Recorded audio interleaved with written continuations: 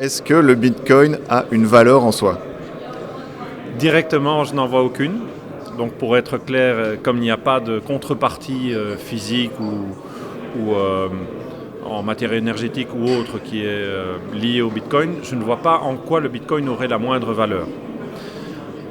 Cela dit, on peut chercher dans les externalités que le Bitcoin peut créer. Si je détiens quelque chose qui en soi n'a aucune valeur, mais qu'il crée pour moi une certaine satisfaction d'un ordre économique ou d'un ordre simplement moral, peut-être alors que je peux lui assigner une valeur qui va avoir sa contrepartie monétaire ou sa contrepartie en biens économiques. Et là, on peut commencer à penser à des choses un peu moins basiques que simplement dire que le Bitcoin c'est du vide, donc ça ne vaut rien. Par exemple, beaucoup de gens recherchent aujourd'hui des actifs qui peuvent éventuellement leur faire gagner de l'argent.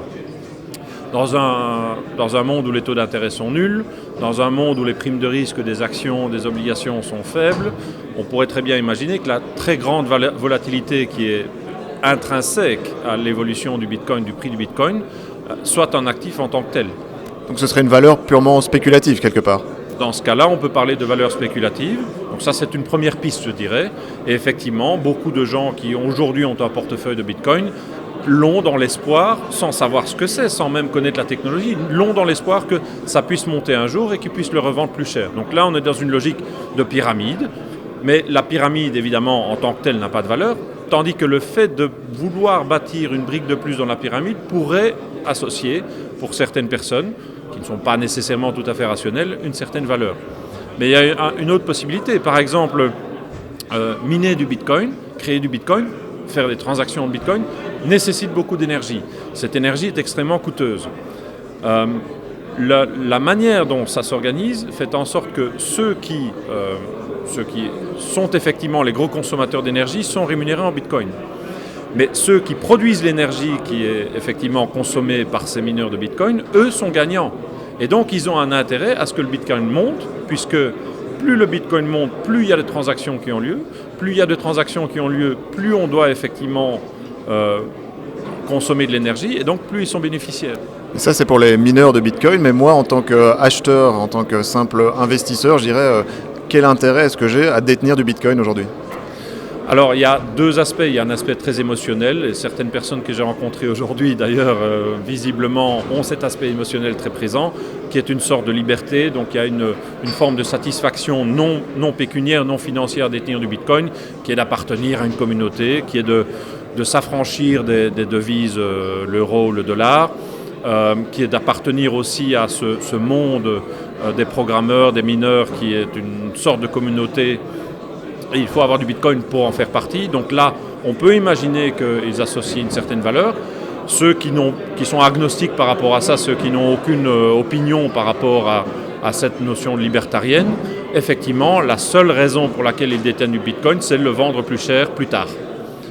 Mais là justement, on estime que peut-être que le Bitcoin, dans quelques années, sera une nouvelle monnaie, vraiment une valeur d'échange qui nous permettra d'acheter des services, des produits et qui pourrait remplacer d'autres types de monnaies. Est-ce que du coup on ne pourrait pas parier sur cette valeur-là, qui est une valeur future ? De deux choses l'une.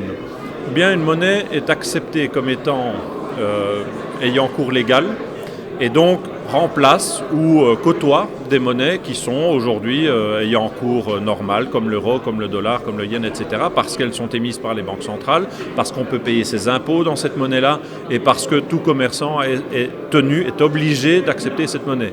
Donc, si le Bitcoin un jour côtoie ces devises, il aura de la valeur parce qu'il rentrera dans le grand concert des nations.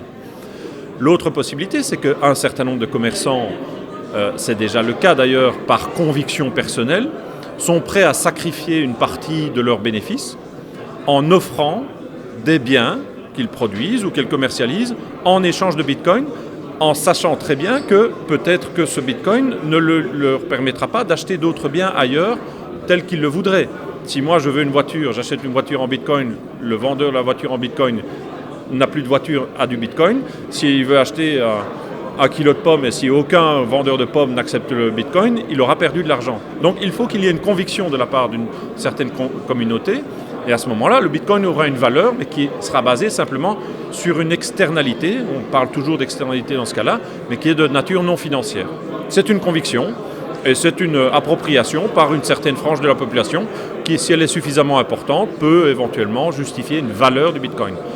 Mais là justement, cette communauté a l'air de grandir, en tout cas les personnes qui investissent dans le Bitcoin sont de plus en plus nombreux. Est-ce que ça suffira pour créer cette valeur potentielle dont vous parlez ?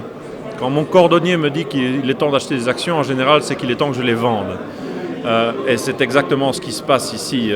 Malheureusement, il y a énormément de gens qui sont plutôt attirés par le mirage, le minage, c'est le cas de le dire, le mirage du gain facile en peu de temps, en se disant de toute façon il n'y a pas d'alternative. J'ai entendu aujourd'hui dans la salle des gens qui disaient mais on ne gagnerait plus rien sur le compte d'épargne, les actions on ne sait pas, etc. Donc le Bitcoin c'est un gain facile. La preuve, ça a toujours monté. Oui, mais malheureusement, c'est le début de la fin quand on pense comme ça. Donc effectivement, si une partie du prix du Bitcoin est générée par des demandes de la part de ces consommateurs peu avisés, qui ont envie effectivement de croire en leurs rêves, je pense que la valeur d'équilibre du Bitcoin devrait s'établir à un niveau plus faible que celle qu'elle trouve aujourd'hui. Donc on devrait être en dessous de 10 000 $ dans ces cas-là, parce qu'il y a trop de demandes. Je fais justement partie de ces investisseurs peu avisés. Je me suis lancé dans ce challenge en mettant 5 000 € dans les monnaies virtuelles. Donc si je vous entends bien, là on est vraiment sur une phase descendante. Mon opération elle est quasiment condamnée déjà. Ça dépend. Peut-être que ce n'est pas à 20 000 $, mais ce sera à 30 000 ou à 50 000 ou à 100 000 $ que la valeur maximale du Bitcoin s'opérera. Mais il faudra se poser la question un jour de chiffrer ces externalités. Il y a beaucoup de monde dans la communauté scientifique qui est en train de chercher à savoir combien vaut effectivement le Bitcoin par rapport aux effets indirects qu'il induit. Si on est au-dessus de 10 000 $, vous pourrez peut-être faire votre x2 comme vous le voulez.